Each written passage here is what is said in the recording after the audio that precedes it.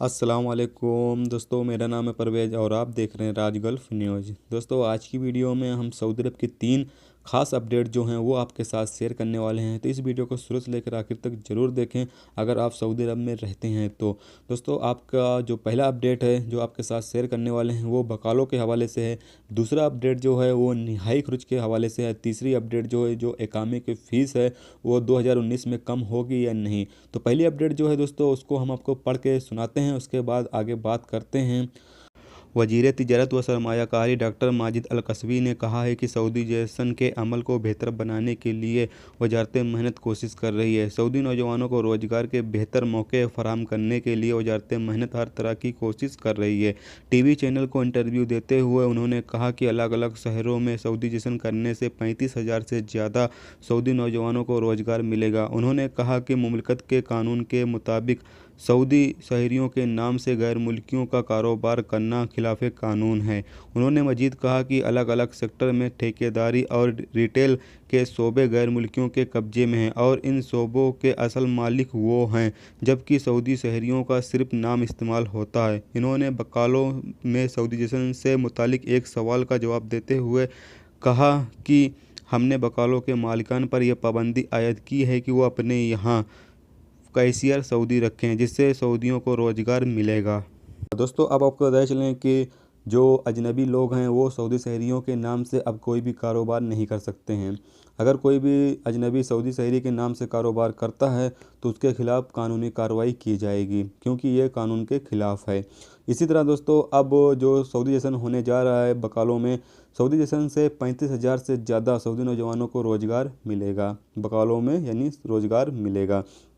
तो यहाँ पर दोस्तों अब आपको बताए चलें कि जिस भी सऊदी शहरी के नाम से बकाला खोला जाएगा या फिर बकाला है, उस सऊदी शहरी के नाम का एक बैंक अकाउंट भी बैंक में खोला जाएगा। वो इसलिए खोला जाएगा कि ये पता करने के लिए कि ये जो बकाला सऊदी शहरी के नाम से खुला हुआ है वो अजनबी चला रहा है या सऊदी शहरी चला रहा है। वो इस तरह पता करेंगे कि अगर कोई सऊदी शहरी के नाम से बकाला खोला है और सऊदी शहरी का नाम से बकाए बैंक अकाउंट भी खुला गया है तो बैंक अकाउंट में जाहिर सी बात है पैसे की लेन देन कम होगी।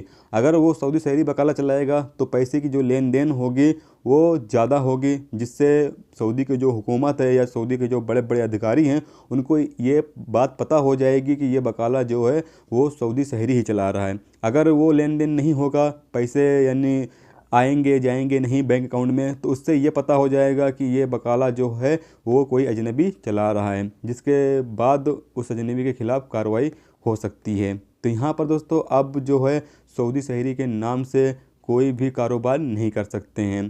पहले लोग सऊदी शहरियों के नाम से ही कारोबार किया करते थे, लेकिन दोस्तों अब नहीं कर सकते हैं। दोस्तों, अब आपको दूसरी अपडेट के बारे में बताते हैं, निहाई खर्च के बारे में। महकमे पासपोर्ट यानी महकमे जवाजात ने खबरदार किया है कि अगर कोई शख्स का निहाई खर्च लग जाता है और वो मुकर्रर मुद्दत यानी जो उसके पास टाइम 60 दिन का दिया जाता है, अगर उसके अंदर वो मुमलिकत से बाहर नहीं जाता है यानी सऊदी अरब से वो सफ़र पर नहीं जाता है तो फिर उसके खिलाफ़ जुर्माना किया जाएगा। जुर्माना दोस्तों 1,000 रियाल का यहाँ पर किया जाएगा। इसमें दोस्तों हम आपको ये बताने वाले हैं कि अगर आपका निहाई खर्च आपने लगवा लिया, ठीक है, और आपको पास 60 दिन का टाइम है, आपने सऊदी अरब में 1 महीना हो गया और आपका माइंड सेट जो है वो चेंज हो चुका है कि आपको निहाई खर्च नहीं जाना है, तो ऐसे में दोस्तों आप अपना निहाई खर्च कैंसिल भी करवा सकते हो। लेकिन उसके लिए दोस्तों आपके इकामे में टाइम होना चाहिए। अगर आपके इकामे में टाइम है तो आप अपना निहाई खर्च जो है वो कैंसिल करवा सकते हैं, लेकिन उसके लिए आपको 1,000 रियाल का जुर्माना किया जाएगा। 1,000 आपका जुर्माना किया जाएगा, आपका जो निहाई खर्च है वो कैंसिल हो जाएगा। लेकिन अगर आपने इकामा ख़त्म यानी इकामा की जो एंड है वहाँ पर आपने आखिर में यानी इकामा ख़त्म होने के टाइम आपने निहाई खर्च लगवाया है, तो ऐसे में फिर आपको अपना इकामा रिन्यू करवाना पड़ेगा। उसके बाद आप अपना निहाई खर्च कैंसिल करवा सकते हैं, यानी निहाई खर्च आपका कैंसिल हो जाएगा। इस तरह से भी आप अपना निहाई खर्च कैंसिल करवा सकते हैं अगर आपका माइंडसेट कभी चेंज हो जाता है तो। दोस्तों, अब आपको तीसरी अपडेट के बारे में पता चलते हैं। दोस्तों, तीसरी अपडेट ये थी कि 2019 में जो इकामे की फ़ीस है वो कम होगी या नहीं। दोस्तों, आपको पता चलें कि इसके हवाले से जो अभी तक अपडेट आई हैं उसके मुताबिक 2019 में इंशाअल्लाह जो इकामे की फ़ीस है उसमें कुछ ना कुछ तब्दीली ज़रूर होगी, यानी कुछ ना कुछ इसमें चेंजिंग ज़रूर किया जाएगा।